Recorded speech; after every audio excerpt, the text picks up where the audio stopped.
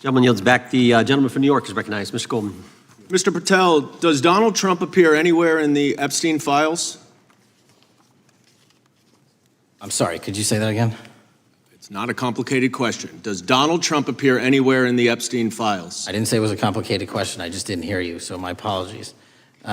We have released where President Trump's name's in the Epstein files and everybody else, and all credible information that we are legally allowed to release has been released. All right, so let's go through that. You're referring to court orders that prohibit you from releasing grand jury testimony under Rule 6E. Is that what you're referring to when you say as the law allows?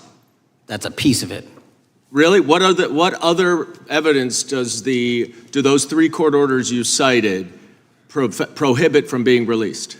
Information that was collected pursuant to those search warrants that were limited Wrong. in fashion. Wrong. That's not what the court order says, and that's not under 6E. And you're talking, and I said that's 6E, and I said there was others, and I'm answering that. There are sealed court order documents. There are protective orders. They are unsealed as part of discovery given to Ghislaine Maxwell. They are no longer sealed. That's just not true. We can argue about it all you want. Okay, well, you agree that there are, so your testimony here is that the reason why you are not releasing all of the videos that you have acknowledged, there are so many, and that the FBI spent thousands of hours of reviewing, the photographs, the photographs that you have. You're saying that you're not releasing those because there's a court order requiring them to be sealed? Is that your testimony? Never said that about the videos. On the totality of the videos, of the thousands of images that were seized pursuant to the search warrants executed at the time,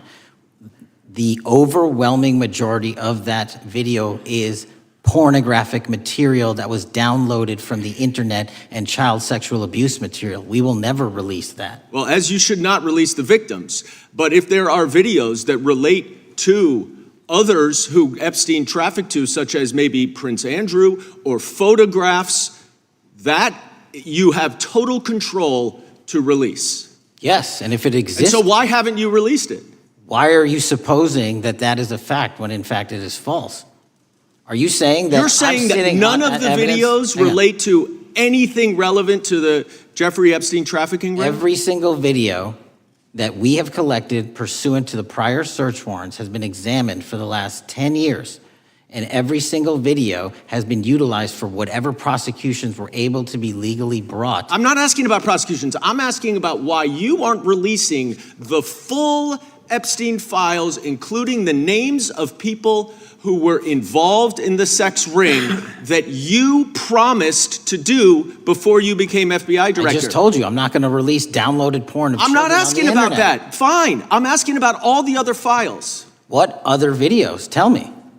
Tell me. That's what I'm asking. Tell me. You're saying there are no videos that would be relevant to anyone else involved in the Jeffrey Epstein sex ring. Pursuant to Mr. Acosta's collection of information based on the search warrants. That's all we have in our possession. And I'm asking you, that stuff. That's all we got. I'm not asking all you got. I'm asking you, in that stuff, there's nothing that's related to any other sex traffic, any other people engaged with Epstein in underage sex. That's correct. To my knowledge, no. Okay. Let's talk about the witness interviews. 302s of witness interviews. Those are not subject to the court order. Those are not subject to any fictional sealed order for a search warrant. Why aren't you releasing those with the redacted names of the victims? We are releasing as much as legally allowed. That's why we went back to the courts. How is that not legally allowed? Sir, do you know how court orders work? Do you know how protective orders Actually, work? Do you know how Mr. Patel, I was a real prosecutor for 10 years. I know exactly how. So I was a fake one? And I want to understand what the court order prevents you from releasing witness statements that the FBI took. You should know that as a real prosecutor, when the court hand downs a protective order and a motion to seal, the material is sealed unless that your judge testimony waives here it. is that all of those witness statements are under a court order, a protective order.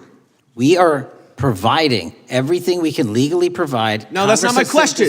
My question is, why are those witness statements that are not grand jury testimony, that if they were under a protective order are no longer under a protective order, Why are they not being released? How are they not under protective Why order? are you not going to the court like you did for the grand jury testimony to unseal those The records? DOJ did go to the court. No, not on those records. Why aren't you going? You just went on grand jury. Time of the gentleman has expired.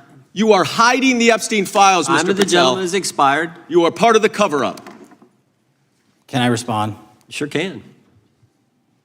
Any allegations that I'm a part of a cover-up to protect child sexual trafficking and victims of human trafficking and sexual crimes is patently and categorically false in the work of my So I hope you will talk to them when they Gentlemen's time have has requested expired. to speak with you. Because the Gentlemen's time has victims have expired. Gentleman requested yields and you are back. not responding to them. Director, yes or no? In a dramatic House hearing, Rep. Dan Goldman clashed furiously with FBI Director Kash Patel over the Bureau's handling of the Epstein files. Goldman pressed Patel to answer a simple question. Does former President Donald Trump's name appear in the Epstein records? Patel insisted that everything legally allowed had been released but dodged specific questions about the number of times Trump's name appeared. The confrontation escalated as Goldman accused Patel of withholding critical witness statements and other evidence that could expose Epstein's network, including potential accomplices. Patel maintained that court orders and protective measures prevent further disclosures, while Goldman argued that the FBI had not done enough to seek the unsealing of those documents. The heated exchange ended with Goldman accusing Patel of being part of a cover-up, a charge Patel called categorically false. This clash highlights the deep tension between demands for transparency and the legal constraints surrounding sensitive investigations. On one side, Goldman framed the issue as a moral obligation. The public deserves to know the full extent of Epstein's crimes and the identities of any powerful individuals involved. On the other, Patel invoked legal restrictions and the need to protect victim privacy as reasons for withholding further files.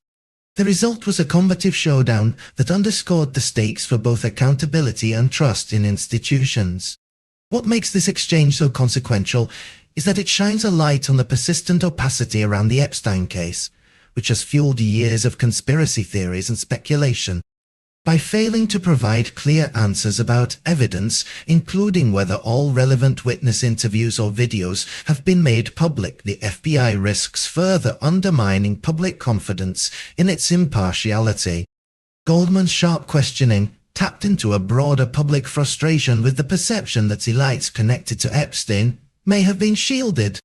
For the victims and their families, this isn't just political theater, it's about justice delayed and denied. The promise of transparency has repeatedly clashed with bureaucratic inertia and, at times, political sensitivities. Each time officials like Patel sidestep direct questions or invoke legal constraints without showing progress toward unsealing documents, it fuels suspicion that powerful names are being protected at the expense of accountability. In a larger sense, this clash reflects the fragility of public trust in government institutions. When justice appears selective or obscured, it corrodes faith in both law enforcement and political leadership.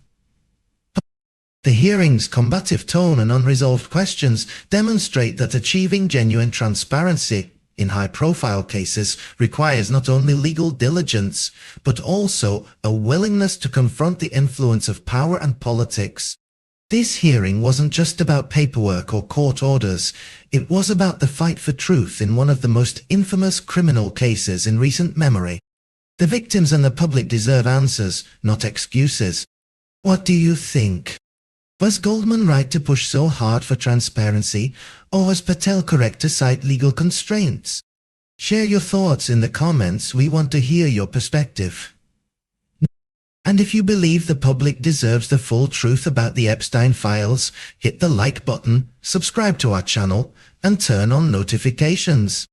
Together we can keep demanding accountability from those in power, because justice should never be hidden behind closed doors.